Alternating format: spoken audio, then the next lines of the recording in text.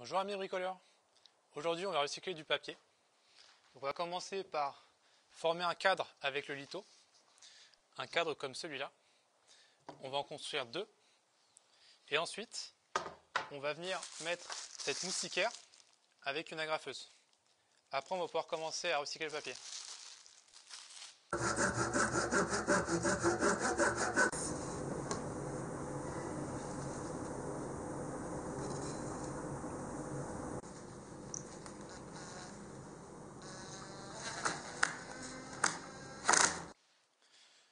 Donc une fois que j'ai mon cadre, je vais venir découper la moustiquaire autour du cadre, puis agrafer.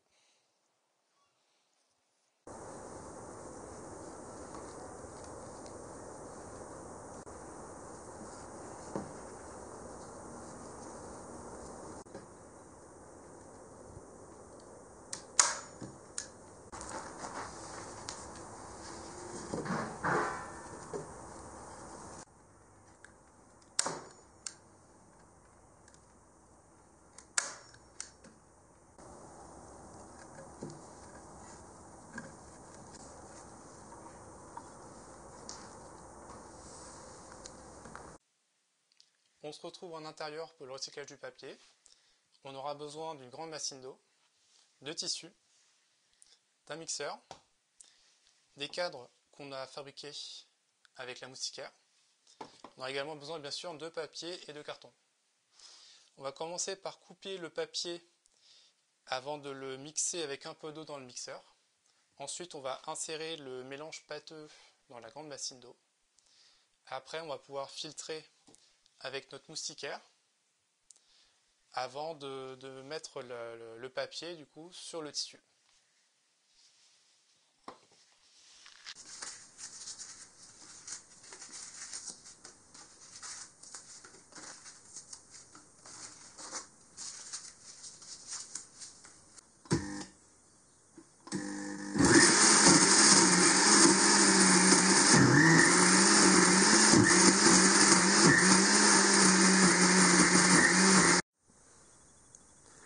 Une fois qu'on a obtenu une structure bien pâteuse, on va pouvoir transférer le mélange dans le grand bassin d'eau.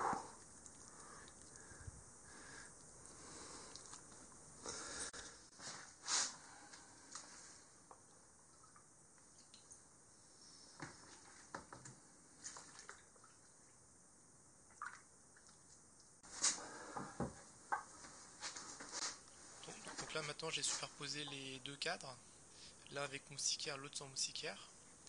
Puis j'ai inséré ces cadres dans l'eau. Ce qui va se passer, c'est qu'on va enlever le cadre du dessus et qu'on va garder le cadre du dessous. L'eau va s'en aller et on va récupérer le papier sur le cadre. Donc là voilà, donc là j'enlève le cadre du dessus. Puis je vais pouvoir mettre le papier sur le tissu. Et voilà, on a notre papier recyclé. Donc là je prends une éponge pour essayer d'enlever un maximum d'eau.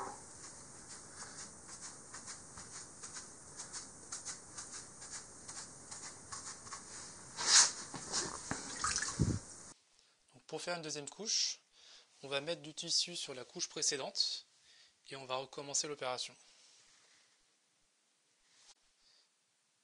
Donc après avoir empilé les feuilles, il faut écraser le papier afin d'extraire le maximum de jus.